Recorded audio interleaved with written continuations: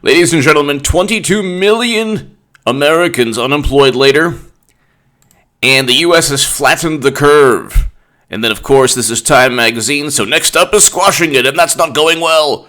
So, the United States has flattened the curve. President Trump has presided over the United States flattening the curve. At the end of every day, I download the latest. Okay, First of all, 3 states account for over half of the lives lost. That is New York, New Jersey, and Michigan. And there's a huge drop-off between New York and New Jersey, and then another huge drop-off between New Jersey and Michigan. All 3 are Democratic-run states. All 3 have governors that are Democrats. New York and New Jersey are Democratic machines. In many ways, Michigan is as well. And it is a national issue, but there are, like I said, 3 states that account for almost half the cases and over half of the lives lost. We have 50 states. Go to the New York Times. I'm quoting the New York Times.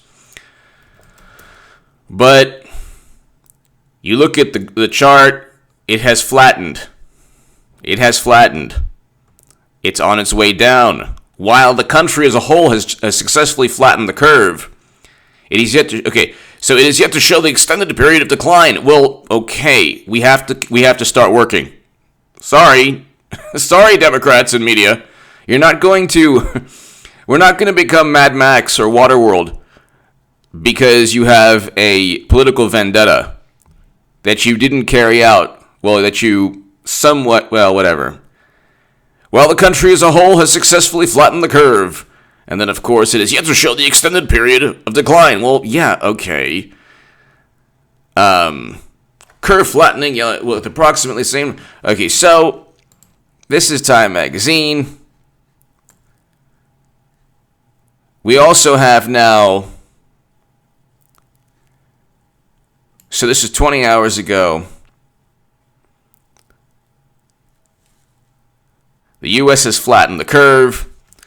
And then just now, President Trump says worst days of all of this are behind us. President Trump on Tuesday suggested the worst days of the pandemic are over as he welcomed a group of small business owners to the White House who have benefited from an emergency loan program he signed into law last month. Trump used his speech to express optimism about the country's path to economic recovery amid the pandemic, which has forced businesses to close and caused millions of layoffs across the country due to stay-at-home orders issued by states. Quote, as our nation battles against this terrible scourge, we continue to pray for victims as well as those Americans who are grieving their lost ones and their loved ones. Quote, we suffer with one heart, but we will prevail. We are coming back, and we're coming back strong. Now, of course, you will never hear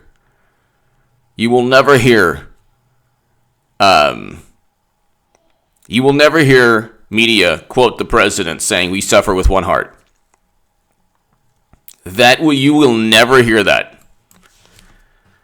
You will never hear media say, just type in President Trump.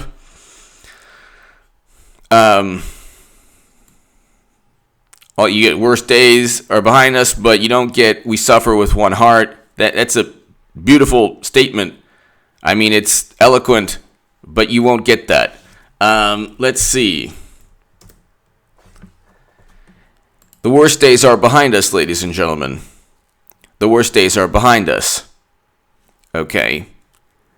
And U.S. flattened curve. So that was a Time magazine article. The U.S. has flattened the curve. And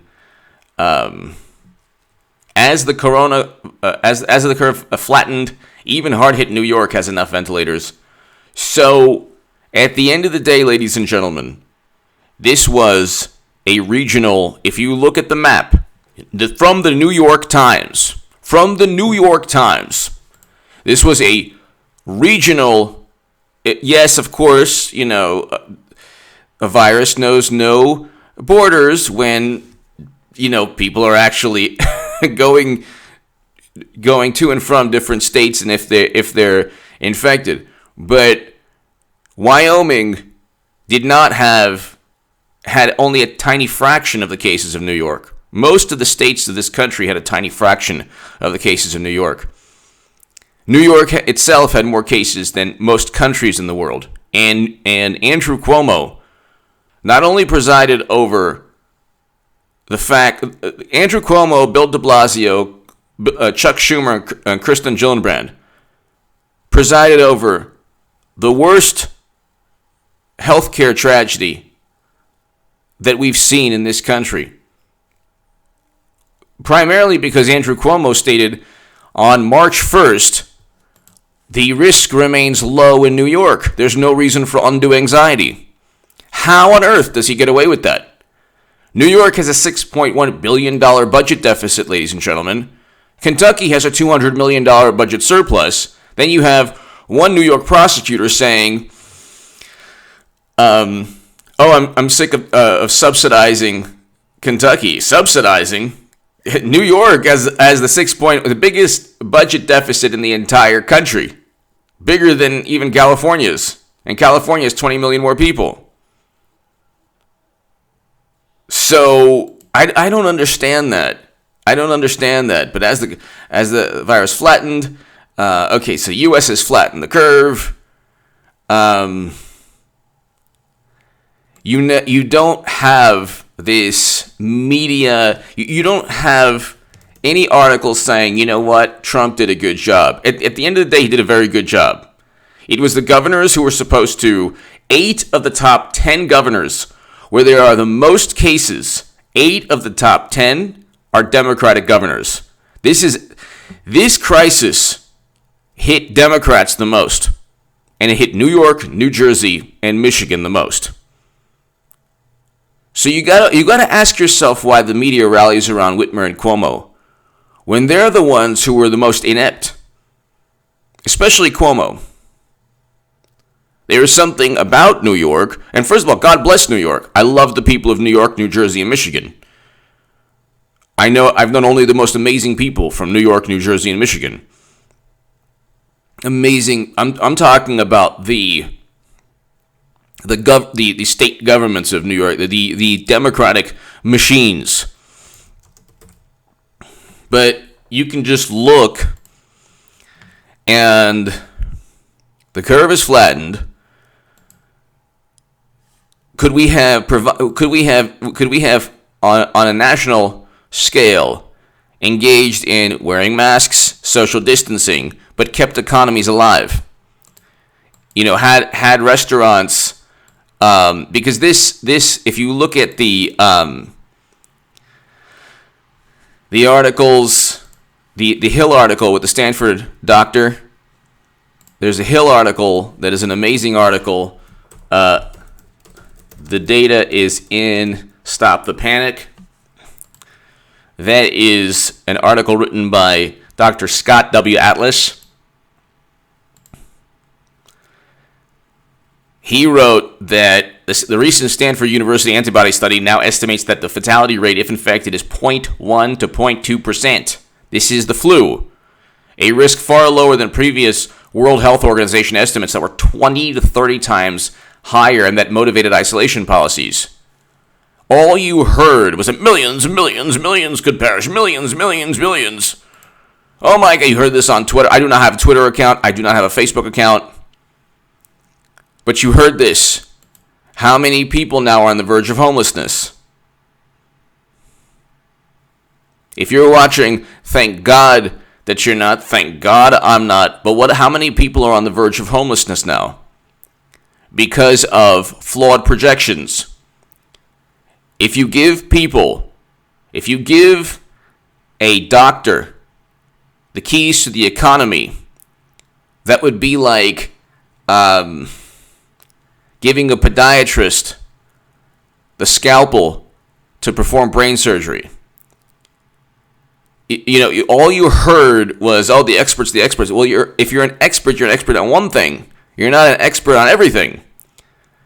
Scott W. Atlas, Dr. Scott W. Atlas, and he went on to say, of all the fatal cases in New York, two-thirds were in patients over 70 years.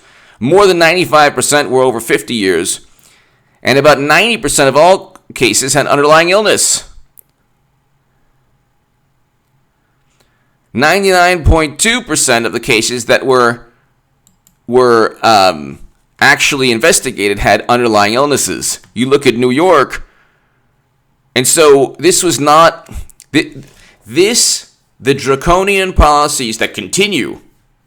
You could have had the same flattening of the curve, in my opinion, around the country if you engaged in social distancing, wore masks, and still kept the economy going.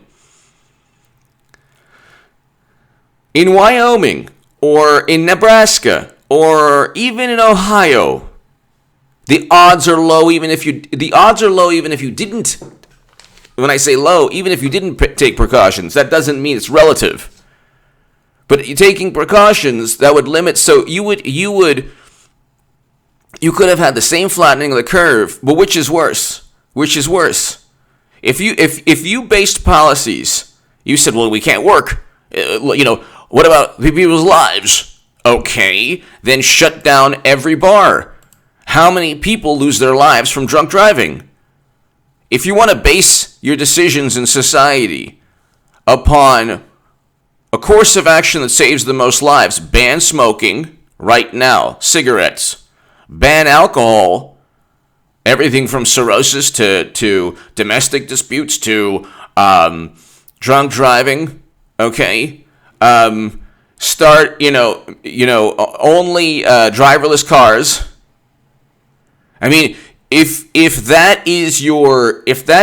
you are basing the economic future of 22 million Americans, how many of those people now have had their life expectancy shortened because of this crisis? You never get the experts. You never get the wonderful, and I say this with all due respect, the wonderful Dr. Fauci's of the world, to do a study on the future healthcare scenario of a person now who's on the verge of homelessness because he or she couldn't provide for their family. They were working 2 jobs, and the stimulus check won't cut it, and now they're up the creek without a paddle. And God bless that person, because hopefully there's still, the economy is going to rebound very quickly, almost as quickly as it tanked. And then they'll say it's President Obama's economy. But you look, New Jersey, 295. That person needs to call back. If you were laid off, you need to call back your employer every single day and just hound, like in a very gentle constructive way, not hound, but keep calling back the employer. Hey, do you need me? Do you need me back? Do you need me back? Because businesses are going to need people back. They are going to need people back. But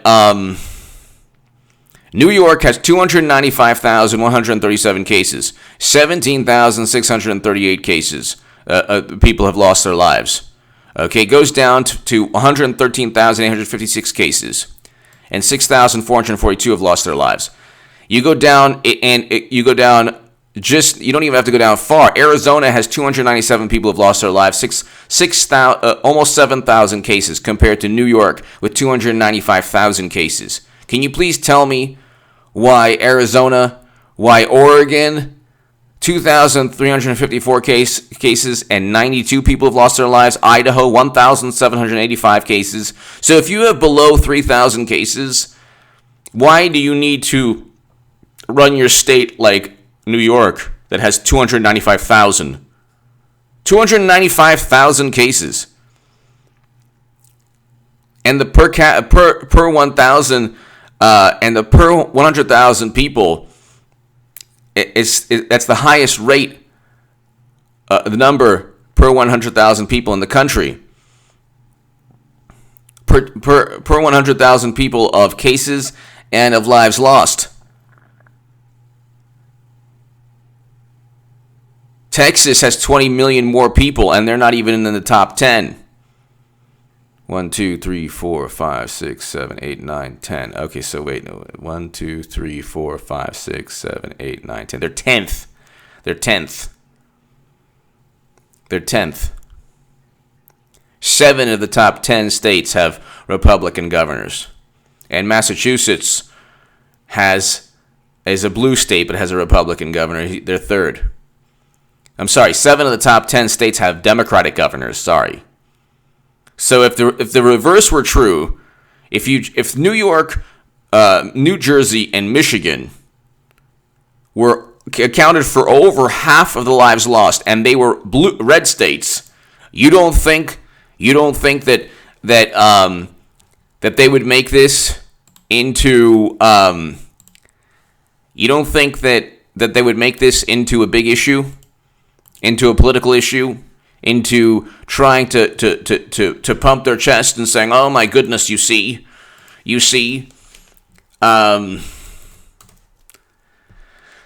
This has been an American tragedy in more ways than one, ladies and gentlemen. This has been an American tragedy in more ways than one.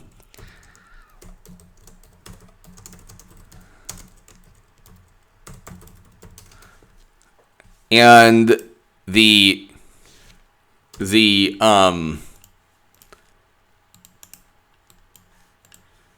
response to this, when you consider that four states